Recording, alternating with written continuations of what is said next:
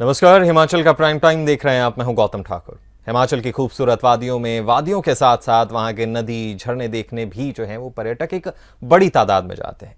लेकिन लगातार हिमाचल के नदी नाले दूषित होते जा रहे हैं और इन दूषित होते नदी नालों की वजह से, या ये कहें कि इन नदी नालों के कुप्रबंधन से लोगों के स्वास्थ्य पर लगातार बुरा प्रभाव पड़ रहा है। नदी का जो पानी है वो लगातार गंदा होता जा रहा है और गंदे पानी से होने वाली बीमारियों से ग्रसित लोगों की कतारें अस्पतालों में बढ़ने लगी हैं। और ये दूषित नदी नाले न सिर्फ हिमाचल बल्कि आसपास के राज्यों के लिए भी मुसीबत बनते जा रहे हैं।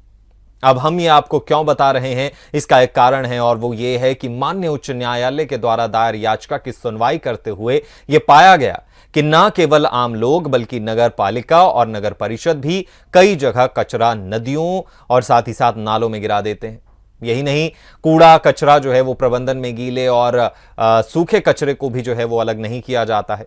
इस अव्यवस्था को लेकर माननीय उच्च न्यायालय ने कड़ा संज्ञान लेते हुए इस पर रोक भी लगा दी है। तो इस अहम मसले पर जिस पर उच्च न्यायालय ने अपना फैसला सुनाया है, इस पर ज्यादा जानकारी के लिए हमारे साथ हमारे स्थानीय संपादक विजयपुरी जी जुड़ गए हैं। नमस्कार सर। नमस्कार गौतम। सर, कितना अहम है उच्च न्यायालय का ये फैसला? देखिए गौतम, प्रदेश में बढ़ते प्रदूषण को देखते हुए ये फैसला बहुत अहम माना जा रहा है। लेकिन मैं आपको ये बताऊं कि हिमाचल में जो पानी है वो लगातार नदियों का पानी दूषित होता जा रहा है। आपको मैं एक एग्जांपल देता हूँ। रोहतांग पास में सूरज कुंड है जी। और वो सूरज कुंड से जो है वो ब्यास का सोर्स माना जाता है और वहां से ब्यास शुरू होती है।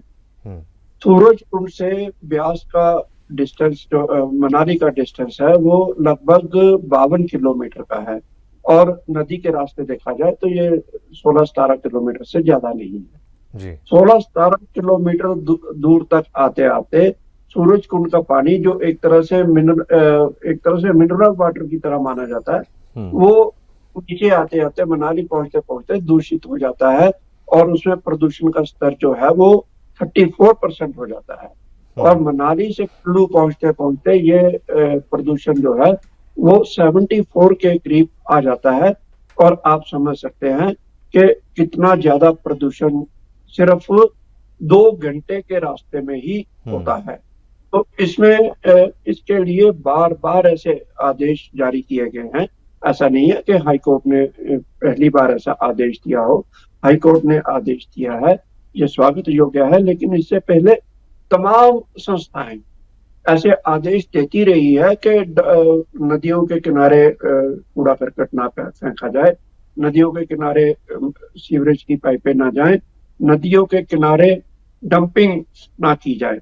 लेकिन बावजूद इसके ये सारे काम हो रहे हैं और लगातार हो रहे हैं। इसे रोकने के लिए सख्त उपाय उठाए जाने की जरूरत है। ठीक होता सर, ऐसा क्यों है कि नदियों की सुरक्षा, इन झरनों की सुरक्षा, नदियों नालों की सुरक्षा को लेकर अभी भी लोग इतना सीरियस क्यों नहीं है? ये कितना बड़ा मुद्दा है, इसकी सीरियसनेस को क्यों नहीं समझा जा पा रहा है?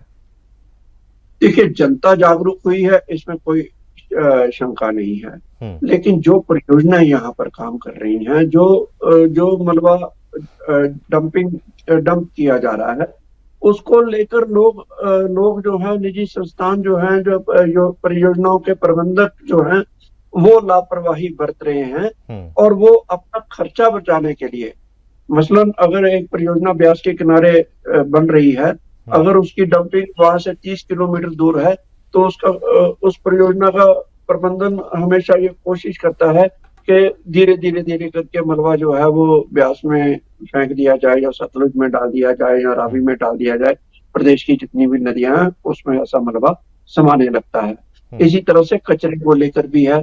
कचरा संयंत्र केंद्र जो है हर जगह नहीं है, तो कचरे को कुल्लू में हमने देखा, टनों कचरा जो पिछले साल आई बाढ़ में बह गया, वो गया कहाँ? नदियों में समाया। नदियों में समाकर वो पूरे प्रदेश में से होता हुआ पड़ोसी राज्यों में भी गया, तो पानी दूषित हुआ होगा।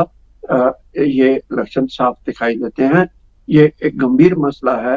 और दूसरा, राज्य के औद्योगिक क्षेत्रों में भी जो नदियां बह रही हैं वो भी दूषित हो रही हैं। हाल ही में लगभग 3 साल पहले हरियाणा ने हिमाचल सरकार को नोटिस दिया कि बद्दी से बहने वाली जो घाघर नदी है वो उसका जल स्तर इतना प्रदूषित है कि वो पीने योग्य उसका पानी नहीं रहा है। तो ऐसी परिस्थितियों में उन्होंने कार्रवाई करने की मांग की। ऐसे नोटिस कई बार आए हैं, लेकिन फिर भी नदियों में प्रदूषित केमिकल्स छोड़े जाते हैं और उसका पानी दूषित होता रहा है। जी गौतम। तो सर इसका जिम्मेदार कौन होगा कि क्योंकि इन लापरवाहियों का जो खामियाजा है वो आम जनता को भुगतना पड़ रहा है। हॉस्पिटल लगातार वो बीमार हो रहे हैं, हॉस्पिटलों की लंबी लंबी कतारों में उन्हें खड़ा होना पड़ रहा है। देखिए गौतम, परियोजना प्रबंधन, उद्योग मालिक और कहीं ना कहीं स्थानीय प्रशासन जी तीनों ही इसके लिए दोषी हैं। परियोजना प्रबंधन इसलिए कि वो डंपिंग स्टेशन पर अपना मलबा डंप नहीं कर रहा। जी इसी तरह से जो केमिकल्स हैं वो पानी जो में डाले जा रहे हैं। लगातार औद्योगिक क्षेत्र का कचरा नदियों में आ रहा है। वो ऐसे में औद्योगिक क्षेत्र भी दोषी हैं। तीसरा, प्रबंधन प्रबंधन इसलिए दोषी है कि लगातार हो रहे इसको नियमों की अवहेलना को देखते हुए भी प्रशासन सख्त कदम नहीं उठा पाया है, या प्रशासन के पास इतने साधन नहीं है कि वो हर जगह चौकसी रख सके और हर जगह बड़ी कार्रवाई कर सके। ये गौतम।